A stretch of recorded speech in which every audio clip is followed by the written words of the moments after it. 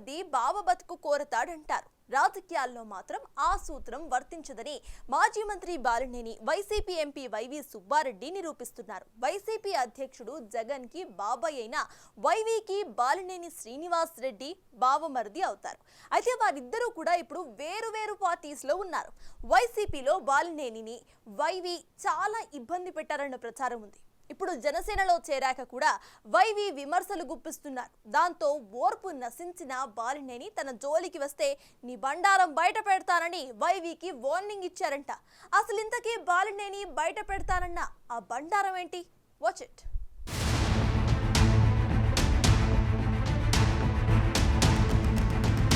ప్రకాశం జిల్లా అద్దంకి ప్రాంతానికి చెందిన వైసీపీ రాజ్యసభ సభ్యుడు వైవి సుబ్బారెడ్డి, ఒంగోలు మాజీ ఎమ్మెల్యే మాజీ మంత్రి బాలినేని శ్రీనివాసరెడ్డి ఇద్దరూ వైఎస్ కుటుంబానికి దగ్గర బంధువులు. వారిద్దరి మధ్య కూడా దగ్గర చుట్టరికముంది. వైవి సోదరిని బాలినేని శ్రీనివాసరెడ్డి భార్య. అటు చూస్తే దివంగత ముఖ్యమంత్రి వైఎస్ రాజశేఖర రెడ్డికి వైవి సుబ్బారెడ్డి తోడలుడు. అంటే మాజీ సీఎం జగన్ కు బాబాయ్ వరుస అవుతారు. అలాగే బాలినేని కూడా జగన్ కి మామయ్య అవుతారు.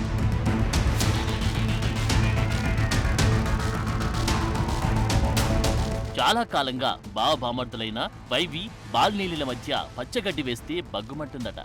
1999లో కాంగ్రెస్ యువనాయకుడిగా ఉన్న బాలినేని శ్రీనివాసరెడ్డికి అప్పటి సీఎం వైఎస్ రాజశేఖర రెడ్డి దగ్గర రికమెండ్ చేసి వైవి సుబ్బారెడ్డికి మొదటిసారి ఒంగోలు ఎమ్మెల్యే టికెట్ ఇప్పించారట. మొదటి ఛాన్స్ లోనే విజయం సాధించిన బాలినేని ఒంగోలులో పాతుకుపోయారు. 1999 నుంచి 2012 బైపోల్స్ వరకు వరుస విజయాలు సాధించి జిల్లా స్థాయి నేతగా ఎదిగారు.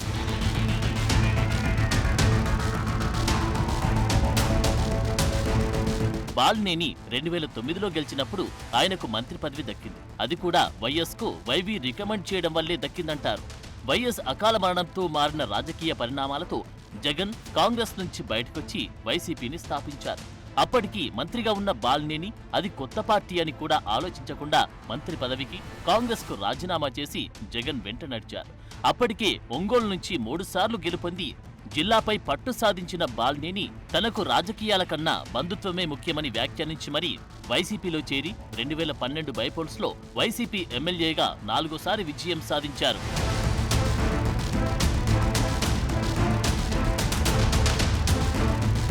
ఆ తర్వాత రాష్ట్ర విభజన ఎఫెక్ట్తో వైసీపీ ఆంధ్రప్రదేశ్కి పరిమితమైంది. 2014 ఎన్నికల్లో తెలంగాణలో వైసీపీ ఖాతా తెరిచినప్పటికీ గెలిచిన 4 విలీనం పేరుతో టీఆర్ఎస్ లో చేరిపోవడంతో ఆ రాష్ట్రంలో వైసీపీ దుకాణం సర్దేసింది. ఇటు ఏపీలో కూడా ఆ ఎన్నికల్లో జగన్ పార్టీ ప్రతిపక్షానికే పరిమితమైంది.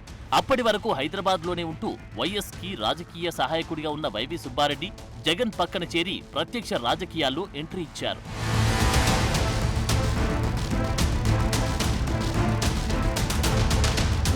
వైవిది కూడా ప్రకాశం జిల్లానే అవడంతో జగన్ 2014లో ఆయనకు ఒంగోలు ఎంపీ టికెట్ ఇచ్చారు. అప్పటి వరకు కాంగ్రెస్ లో ఒంగోలు ఎమ్మెల్యేగా బాలినేని, ఎంపీగా మాగుంట శ్రీనివాసరెడ్డి లక్కీ కాంబినేషన్ గా వెలుగొందారు. వారి కాంబినేషన్ ను విడదీసిన జగన్ వైవికి టికెట్ ఇచ్చారు. ఆ ఎన్నికల్లో వైసీపీ పరాజయం పాలైనప్పటికీ వైవి సుబ్బారెడ్డి ఒంగోలు ఎంపీగా గెలిచారు. ఎమ్మెల్యేగా బాలినేని మొదటిసారి ఓడిపోయారు.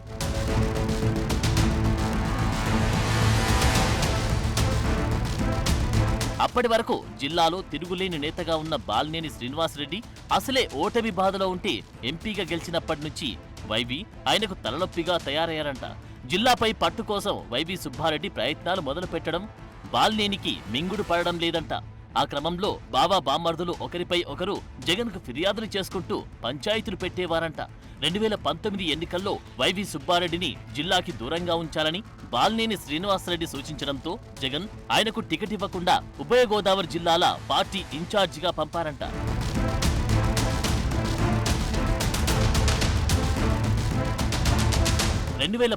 ఎన్నికల్లో వైసీపీ ఘన విజయం సాధించడంతో బాలినేని శ్రీనివాసరెడ్డికి మంత్రి పదవి దక్కింది.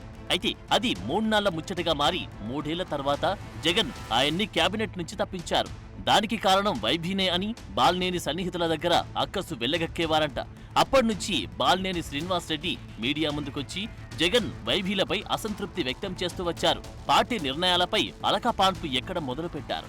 దాన్ని ఆసరాగా చేసుకుని వైవి తిరిగి జగన్ కు కంప్లైంట్ చేశారంటారు. చివరకు జిల్లాలో సీనియర్ నేత 5 సార్లు విజయం సాధించిన బాలినేనికి 2024లో టికెట్ లేదన్న ప్రచారం కూడా జరిగింది.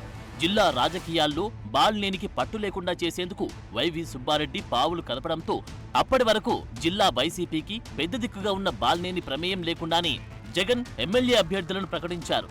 జిల్లాకు సంబంధం లేని చెవిరెడ్డి వంటి వారిని తీసుకొచ్చి టికెట్లిచ్చారు. ఇలా వైసీపీలో బావబామర్దుల పంచాయతీ నడుస్తుండగానే వైసీపీ ఘోర పరాజయం పాలైంది.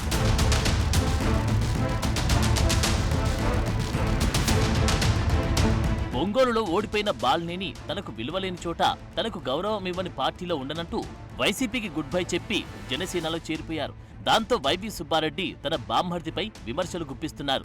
ఆ క్రమంలో మరోసారి తన గురించి మాట్లాడితే నీ బండారం బయట పెడతానని వైవికి బాలినేని స్ట్రాంగ్ వార్నింగ్ ఇచ్చారంట. ఆ విషయం బయటకు పక్కడంతో బాలినేనికి తెలిసిన వైవి బండారం ఏంటా అన్న చర్చ జరుగుతోంది. టీటీడీ చైర్మన్ గా పనిచేసిన వైవి సుబ్బారెడ్డి లడ్డు వివాదంలో తీవ్ర విమర్శలు ఎదుర్కొంటున్నారు. విజిలెన్స్ అధికారులు ఆయనకు విచారణకు హాజరవ్వాలని నోటీసులు ఇచ్చారు. దానిపై సుప్రీంకోర్టును ఆశ్రయించిన వైవి తనను విజిలెన్స్ ఎంక్వైరీ జరగకుండా చూడాలని కోరారు. దాంతో వైవిపై అందరిలో అనుమానాలు వ్యక్తమవుతున్నాయి. ఆ క్రమంలో వైవి కొండపై చేసిన అక్రమాలకు సంబంధించి లోగుట్లు బాలినేనికి తెలిసి ఉంటుందన్న అభిప్రాయం వ్యక్తమవుతుంది. మరి బాలినేనికి తన బావ గురించి తెలిసిన గుట్టు ఏంటో దాన్ని ఎప్పుడు బయట పెడతారో చూడాలి.